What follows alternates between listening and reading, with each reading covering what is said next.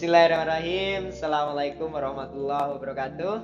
Ya, kembali kita berjumpa dalam asesmen kompetensi minimal. Ya, sebuah penilaian yang mungkin nanti akan menjadi sebuah penilaian yang gimana ya, mau nggak mau harus kita ikutin, ya, gitu kan? Karena memang ini penilaian menjadi program Kementerian Pendidikan dan Kebudayaan yang terbaru. Nah, kita akan bahas apakah itu asesmen kompetensi minimal. Ya. Oke, dasar dari kenapa kemudian Kementerian Pendidikan dan Kebudayaan mengadakan sebuah asesmen terhadap peserta didik yang ada di Indonesia atau mungkin di daerah dan di sekolah kita masing-masing, itu adalah lebih kepada tingkat kemampuan literasi dan numerasi secara umum peserta didik atau siswa di Indonesia itu dari tahun ke tahun mengalami penurunan. Dari mana indikator ini didapat? Dari sebuah penilaian atau sebuah asesmen internasional yang sering kita ikuti secara periodik, yaitu 2 tahun sekali, PISA namanya, penilaian internasional untuk siswa seluruh dunia yang biasanya diikuti dari berbagai negara, dan terakhir kemarin 84 negara kita berada di peringkat 10 terbawah. Jadi sesuatu yang memang kemudian ini menjadi hal yang menarik, kenapa kompetensi peserta didik kita sampai sebegitunya drop gitu kalau boleh dibilang ya, karena memang di bawah rata-rata. Kita terakhir itu di tahun 2018 kemarin kita ada di bawah rata-rata perolehan dari penilaian secara sains, penilaian secara literasi maupun penilaian secara matematikanya. Ya, maka kemudian Kementerian Pendidikan dan Kebudayaan itu menggagas sebuah asesmen atau sebuah penilaian yang akan dimulai pada tahun ini dan nanti akan dilaksanakan di sekolah-sekolah di akhir bulan Desember.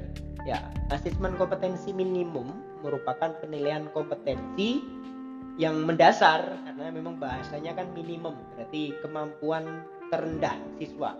Tapi siapa yang kemudian di asesmen dalam hal ini, untuk apa kemudian asesmen dalam hal ini, akan kita coba kita bahas bareng-bareng nanti ke depannya.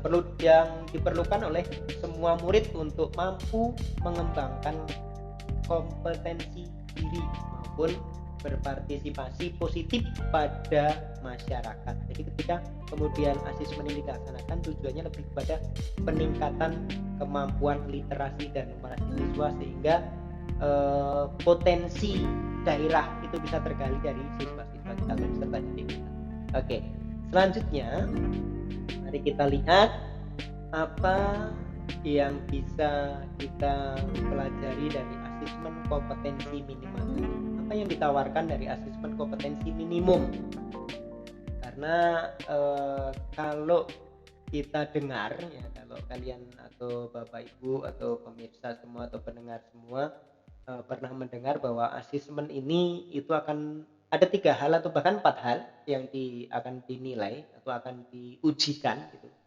Karena nanti kalau bahasanya diujikan, katanya ujian itu sudah dihapus gitu kan. Maka kemudian tidak menggunakan kata ujian tapi menggunakan kata asesmen. Ya, asesmen AKM kita mengenalnya, asesmen kompetensi minimal, di mana asesmen ini akan dilaksanakan untuk tingkatan kalau SD kelas 5, kalau SMP kelas 8 gitu kan. Karena kita di kabupaten kota itu ranahnya adalah SD SMP, maka kita lebih fokus ke SD SMP. Jadi di kelas 5 nanti, di kelas 5 tahun depan itu SD rencananya asesmen kompetensi minimal atau minimum ini akan dilaksanakan di bulan Agustus. Terus dimulai setiap sekolah berapapun siswanya itu maksimal itu ada 35 siswa yang akan diikutkan dalam asesmen ini. Siapa yang boleh menunjuk siswa-siswa yang 35 itu? Yang menunjuk adalah Kementerian Pendidikan melalui Pusat Asesmen Pembelajaran atau Pusmenjar ya sekarang. Yang dulu Pusmenjar ini adalah Puspendik, Pusat Pendidikan ya, Pusat Penelitian dan Pendidikan Puspendik. Sekarang jadi Pusmenjar adalah nanti kompetensi kalau memang betul ya. Jadi AKM ini menyajikan atau masalah-masalah dengan beragam konteks yang diharapkan mampu diselesaikan oleh siswa atau oleh murid menggunakan kompetensi literasi, membaca dan numerasi yang dimilikinya.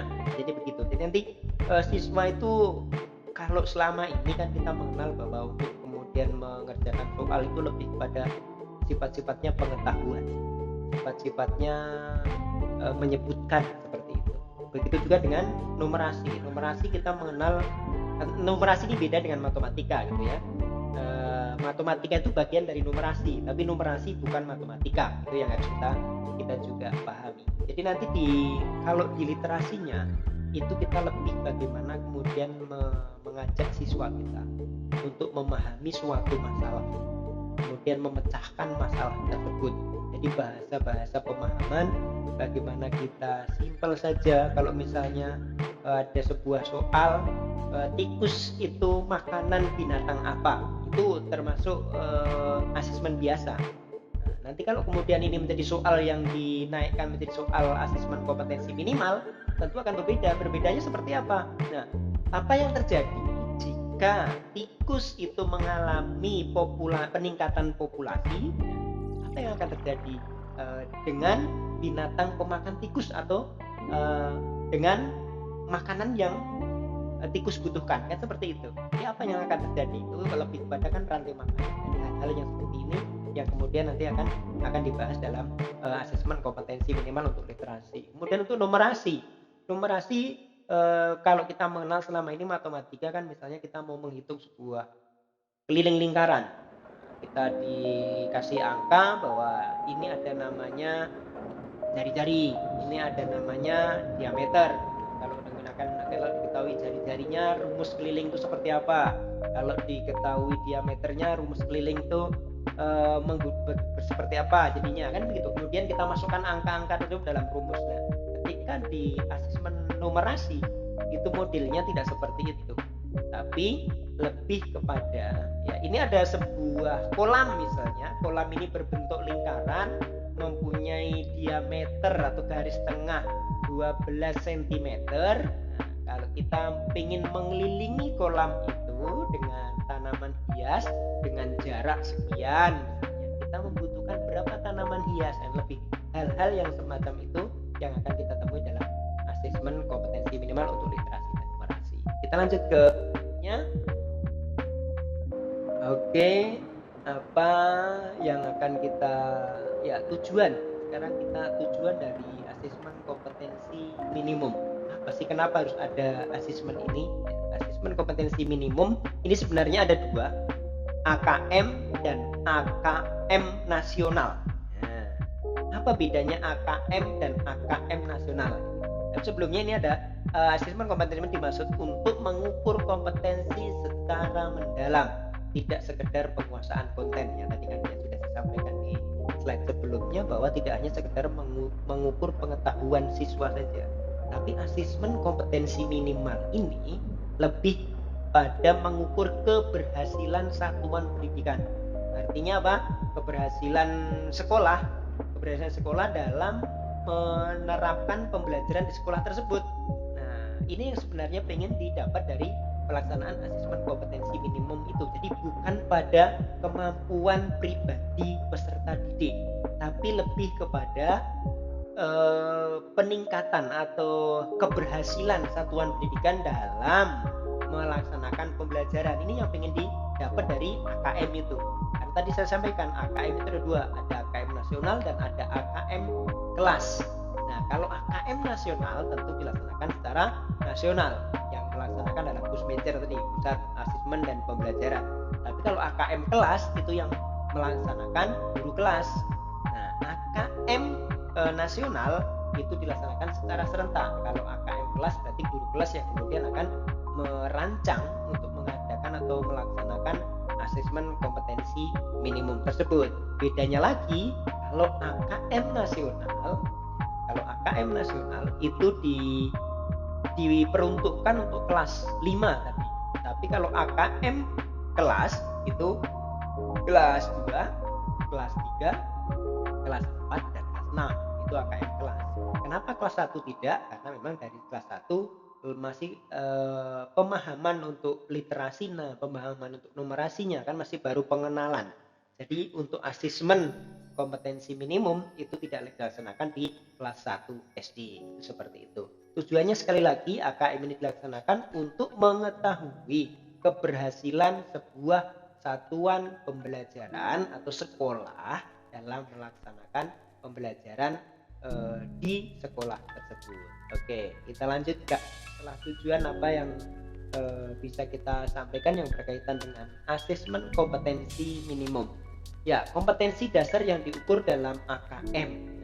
Tadi yang seperti di awal saya sampaikan, ini adalah beberapa hal yang mendasari diadakannya AKM. Ya, kompetensi dasar apa sih?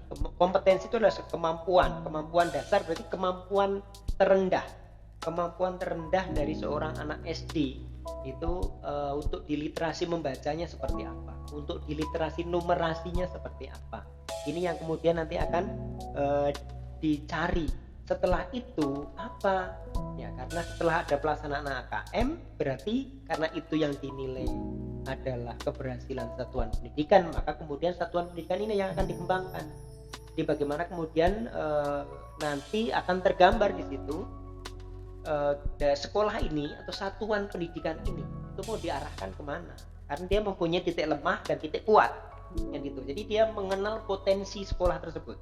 Potensi sekolah itu lebih kepada mana ya, jadi karakter sekolah itu dapat, potensi sekolah itu dapat, yang unggul dari sekolah itu juga bisa kita ketahui.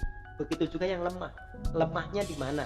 Nanti kan semuanya akhirnya akan mengerucut ke dalam bagaimana meningkatkan sumber daya manusianya, baik itu gurunya maupun kepala sekolahnya, termasuk juga akhirnya nanti hal-hal yang menunjang dari peningkatan mutu pendidikan itu. Bisa juga kemudian ke sarana dan prasarananya, apakah memang gurunya sudah mumpuni misalnya dari pelaksanaan dua kompetensi dasar ini, membacanya, literasi numerasinya, gurunya sudah mumpuni, tapi apa kemudian sudah melibatkan pendidikan atau pembelajaran yang berbasis IT misalnya? Oh ternyata belum. Nah ini kan yang kemudian perlu dikembangkan sekolah itu. Oh sekolah itu lemahnya ada di sini. Nah sekolah itu ada unggulnya ada di mana? Nah itu yang harus dipertahankan, dan mungkin justru keunggulan itu bisa ditularkan ke satuan pendidikan yang lain. Kita lanjut. Berikutnya setelah kompetensi dasar yang akan kita bahas dalam ini adalah, nah ini apa itu literasi? Tadi kan ada literasi membaca dan literasi numerasi. Ya, literasi membaca itu didefinisikan sebagai kemampuan untuk memahami, menggunakan, mengevaluasi, dan merefleksikan berbagai jenis teks tertulis. Jadi dalam hal ini nanti siswa akan banyak mendapatkan soal-soal yang dalam bentuk teks. Kemudian bagaimana siswa itu memahami teks itu. Karena di dalam numerasi pun ya, literasi membaca ini tetap dibutuhkan. Seperti yang tadi saya sampaikan di awal, ada tidak hanya sekedar pengetahuan, tapi bagaimana anak kemudian bisa mencerna maksud dari sebuah soal tersebut dari teks yang disajikan. Jika dia kemudian bisa paham maksudnya itu, kemudian menggunakannya, setelah memahami menggunakannya, setelah digunakan baru mengevaluasi dan merefleksikan. Mengevaluasi berarti kurangannya di situ, evaluasi. Merefleksikan berarti menggunakan kembali. Oh tadi saya menggunakan ini, tadi saya membaca ini, berarti ini kalau tak implementasikan dalam kehidupan sehari-hari, dalam hal yang berlaku di kehidupan kita sehari-hari, itu pantasnya di tempat yang mana. Kita lanjutkan. Kita ke literasi numerasi. Ya, numerasi adalah kemampuan berpikir menggunakan konsep, prosedur, fakta, dan alat matematika. Ya, ini yang tadi, bahwa tidak lagi nanti 1 tambah 1. Kalau selama ini mungkin di kelas kita atau anak-anak atau adik-adik Kan kadang kalau menemukan soal cerita biasanya bingung, ini ditambah atau dikurang, kemudian menanyakan kepada gurunya, Pak ini tambah apa dikurang, ini dikali apa dibagi, kan seperti itu. Nah inilah yang kemudian nanti akan dikembangkan, bahwa soal-soal itu nanti memang tidak ada penambahan, tidak ada pengurangan ya. Contoh semisal si Adi memiliki pensil 10 misalnya, karena adiknya pensilnya patah dan sudah tidak mempunyai pensil, maka pensilnya dikasihkan kepada adiknya 2 misalnya. Nah berapa sekarang sisa pensil Adi gitu. Jadi tidak ada lagi 1 tambah 1, 2 kurangi 1, 4 kurangi 2, seperti itu tidak, tapi lebih pada pemahaman bagaimana kemudian dari cerita-cerita nyata itu nanti anak-anak akan mendapatkan, atau peserta didik akan mendapatkan sebuah konsep matematikanya seperti apa, yang tadi akan menemukan kalimat matematikanya, mereka akan menemukan sendiri, ini dibagikah, ini dikali, ini ditambahkah, ini dikurangkah. Jadi kita lebih pada pemahaman. Kita lanjutkan. Baik ya, setelah literasi numerasi, apa yang ada dalam asesmen kompetensi minimum ya, cakupan kompetensi yang dinilai. Oke, yang pertama keterampilan berpikir logis dan sistematis ya. Kita harus membiasakan peserta didik kita untuk melakukan hal-hal itu secara logis, masuk dalam logika, tidak menerawang. Kenapa kemudian menerawang? Terkadang kita membuat soal itu soalnya soal-soal yang hayalan aja, tidak nyata gitu. Nah ini tidak boleh. Bagaimana kemudian kita membuat keterampilan berpikirnya? Kan kita selama ini dalam pembelajaran kita KTSP kita atau kurikulum 2013 menitik beratkan pada keterampilan abad 21. Salah satunya adalah berpikir kritis. Maka kemudian kita harus mampu mengolah keterampilan peserta didik untuk bisa berpikir secara logis dan sistematis. Jadi bisa mempertanggungjawabkan apa yang dia ucapkan. Kenapa? Karena memang yang dia ucapkan itu masuk secara logika. Kemudian bagaimana yang setelah masuk ke dalam logika, mereka bisa menyampaikannya secara runtut, secara sistematis. Jadi anak ini mempunyai kemampuan berdiskusi, kemampuan berdialog yang bisa dimanfaatkan untuk dalam meningkatkan sebagai seorang negosiator gitulah bahasa kerennya. Karena pada intinya kan kita sebagai manusia seperti itu, bagaimana kita bisa bernegosiasi untuk kemudian bisa menempatkan diri kita dan memenangkan keterampilan kita bisa memaksakan orang untuk kemudian mengikuti apa yang kita inginkan. Itu seorang negosiator ya. Kita lanjutkan yang kedua, itu adalah keterampilan bernalar menggunakan konsep serta pengetahuan yang telah dipelajari. Jadi setelah mampu berpikir logis, kemudian logikanya itu bisa diikuti karena disusun secara sistematis, secara runtut, maka kemudian apa yang dia sampaikan itu masuk pada nalarnya orang maupun nalarnya diri. Menggunakan konsep serta pengetahuan yang telah dipelajari, dia mampu merefleksikan ya, mengevaluasi apa yang dia dapat, kemudian dia terapkan konsep itu, pengetahuan yang dia dapatkan itu untuk kemudian dia gunakan dalam meningkatkan kompetensi. Yang ketiga adalah keterampilan memilah serta mengolah informasi. Ini yang tak kalah penting. Jadi apa yang ketika kita memiliki kemampuan literasi membaca yang luar biasa, seperti kita tahu, kita dalam literasi kita mengenal yang namanya literasi informasi. Literasi informasi kita saat ini kemajuannya sangat luar biasa. Dalam hitungan detik informasi itu bisa berubah. Ini akan menjadi hal yang merugikan, bahkan kemudian menjadi hal yang menjerumuskan ketika kita tidak bisa mengolah dan memilah informasi tersebut. Kenapa? Seperti yang kita dengar. Makanya disinilah yang akhirnya muncul istilah hoax atau berita bohong. Kenapa? Karena kita tidak bisa memilah dan mengolah informasi. Kita tidak bisa cek and recheck informasi yang kita dapat. Ini yang tidak boleh terjadi, karena ketika hoax itu terjadi, maka yang terjadi adalah kacau. Semua akan mengirimkan informasi itu tanpa bisa mempertanggungjawabkan Ya, mempertanggungjawab apa? Nah, karena apa? Kenapa dia tidak bisa mempertanggungjawabkan? Karena informasi yang dia terima ini nggak dinalar dulu, masuk nggak dilogika dulu, nggak logis sebenarnya, tapi dia asal kirim-kirim saja, asal nyampaikan saja. Padahal berita itu masih belum bisa dipertanggungjawabkan secara kebenarannya. Ini salah satu cakupan kompetensi yang dinilai dalam literasi asesmen kompetensi minimum. Kita lanjutkan. Oke, ya, demikian sekilas ya tentang asesmen kompetensi minimal. Jadi sekali lagi, asesmen kompetensi minimal ini akan dilaksanakan mulai tahun depan. Ya, tahun depan. Apa itu asesmen kompetensi minimal? Tadi sudah disampaikan, itu adalah sebuah penilaian yang digunakan untuk mengetahui keberhasilan sebuah satuan pendidikan dalam pembelajaran. Yang dinilai adalah, yang mewakili untuk penilaian ini adalah siswa kelas 5 kalau untuk SD. Itu yang akan mengikuti asesmen kompetensi nasional. Tapi asesmen kompetensi minimum kelas juga dilaksanakan, yang akan dilaksanakan oleh guru masing-masing. Mulai kelas berapa? Mulai kelas 2 sampai dengan kelas 6.